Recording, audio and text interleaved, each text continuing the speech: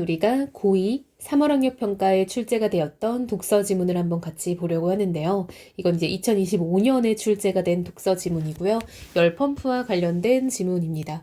쌤 기억에는 2024년에 이제 출시된 수능 특강 독서에 열펌프와 관련된 지문이 있었던 걸로 기억을 하는데, 쌤 기억 조작일 수도 있어요. 쌤이 1년에 너무 많은 독서 지문을 보다 보니까 좀 되게 익숙한 소재다라고 느꼈고요. 자, 한번 같이 읽어볼 건데요. 여러분, 기술 지문은요, 언제나 과정이 수반이 됩니다. 따라서 기술 지문을 읽을 때는 과정에 유의하면서 읽어야 되고요. 과정은 어디에서 어떤 일이 일어나는지, 그리고 뭐가 선, 뭐가 후인지, 뭐가 인, 뭐가 관지, 즉 인과관계, 선후관계 같은 것들을 잘 따라서 읽어야 합니다. 자, 한번 같이 읽어볼게요. 1문단.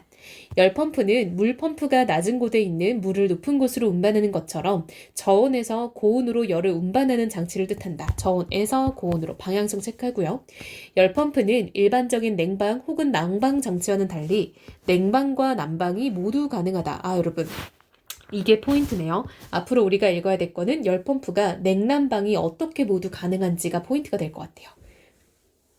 열펌프에서는 작동 유체인 냉매의 증발, 압축, 응축, 팽창으로 이루어진 순환 공정이 반복되는데 이 순환 공정을 냉매 한 사이클이라고 한다. 냉매가 증발기에 유입되면, 자 여러분, 과정이 시작됐죠.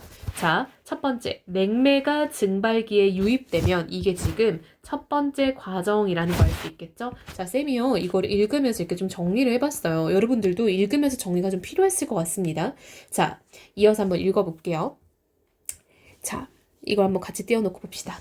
냉매는 지열, 공장의 폐열 등 저온의 열원에서 증발기에 달려있는 열 교환기를 통해 열을 흡수하며 기체로 증발한다. 자, 여러분, 냉매가 증발기에 유입되면요. 여기 쌤이 적어놨죠. 자, 냉매가 증발기에 유입되면 이것들은 열 교환기를 통해서, 그쵸? 열이 흡수되면서 기체로 증발된다. 이거 보입니까? 자, 이 과정을 거쳤어요.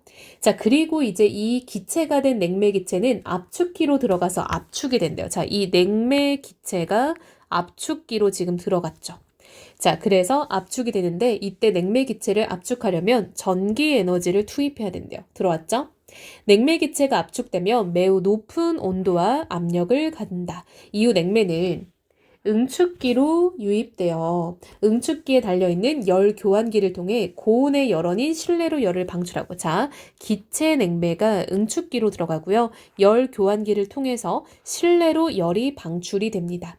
기체였던 냉매는 액체가 된다. 여러분, 여기서 기체 냉매가 액체가 된대요. 보이죠? 이때 실내로 방출된 열이 난방에 쓰인다. 여러분, 이래서 열펌프는요, 일단 냉방, 난방 중 이 난방이 가능한 게 지금 나왔어요. 자, 이어서 응축기에서 나온 냉매는 팽창 밸브를 지나면서 온도와 압력이 낮아지고요. 처음에 증발기로 들어갔던 에너지와 동일한 양의 에너지를 갖고 다시 증발기로 들어간대요. 자, 여러분, 다시 냉매가 팽창 밸브를 거쳐서 온도와 압력이 낮아진 채로 다시 증발기로 들어온다. 이게 보입니까? 이렇게 되는 거네요. 이와 같은 일련의 순환 공정이 열펌프에서 냉매의 한 사이클, 여러분 이게 하나의 사이클이다라는 거죠. 자, 열펌프에 설치되어 있는 역전 밸브는 또 새로운 게 나왔네요. 냉매의 흐름 방향을 역으로 바꿀 수 있다. 이때는 난방 목적으로 쓰였던 응축기가 이제 증발기로 작동을 하고요. 증발기가 응축기 역할을 한대요. 자, 여러분, 역전 밸브가 쓰이면은 응축기와 증발기의 기능이 바뀐다라는 거죠.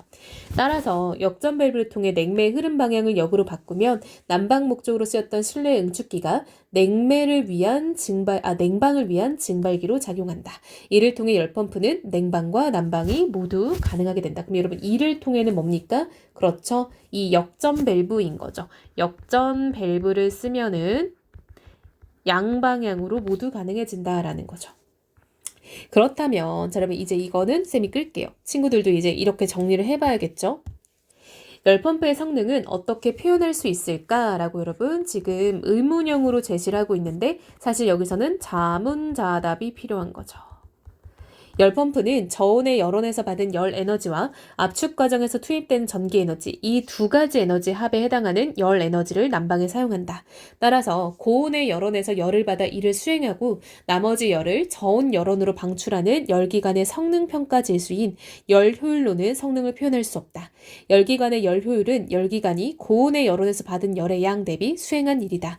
이와 달리 열 펌프는 성적 계수라는 성능 평가 지수를 사용한다. 열펌프의 성적계수는 고온 열원의 열을 방출하는 부분인 고온부의 성적계수 COPH와 저온 열원에서 열을 흡수하는 부분인 저온부의 성적계수 COPC 두 가지가 함께 사용된다. COPH는 압축기에 투입된 전기 에너지당 고온의 열원으로 전달된 열의 양이다. 자, 여러분. 자, 얘를 한번 우리가 식을 세워봅시다, 여러분. 이거는 사실 친구들이 수학을 쌤보다 더 많이 하기 때문에 더 익숙할 거예요. 자, 여러분, COPH는요, 전기 에너지당 고온의 열원으로 전달된 열의 양이죠. 그럼 고온 전달 열의 양 이렇게 쌤 그냥 줄여서 써볼게요. 이게 COPH고요. 자, 두 번째 COPC는 압축기에 투입된 전기 에너지당 저온의 열원에서 열펌프로 전달된 열의 양이래요. 자, 그럼 얘는요. COPC인데요. 얘는 전기 에너지당 저온의 열원에서 열펌프로, 그럼 여러분 얘는 열펌프로 전달된 열의 양 이런 느낌인 거죠. 자, 이게 COPC입니다. 연력학 제1법칙에 의하면 에너지는 그 형태가 변할 수는 있지만 전체 양은 보존된다. 이것도 정말 많이 나오는 말이죠. 따라서 열펌프의 냉매가 한 사이클을 순환할 때 저온의 열원에서 열펌프로 공급된 열과, 자, 여러분 이게 저온의 열원에서 열펌프로 공급됐다라는 게 바로 위에 있었던 COPC의 분자값과 같은 거죠. 여기 보입니까? 그쵸? 압축기에 투입한 전기 에너지의 합은요. 고온의 열원으로 전달한 열의 양이 된대요. 이게 바로 위의 값에서 분자값인 거죠. 이러한 관계식에서 양변을 투입된 전기 에너지 양으로 나누면 COPH는 COPC의 1을 더한 값이다. 이게 어떻게 되나 봤더니 여러분, 자 보세요 여러분.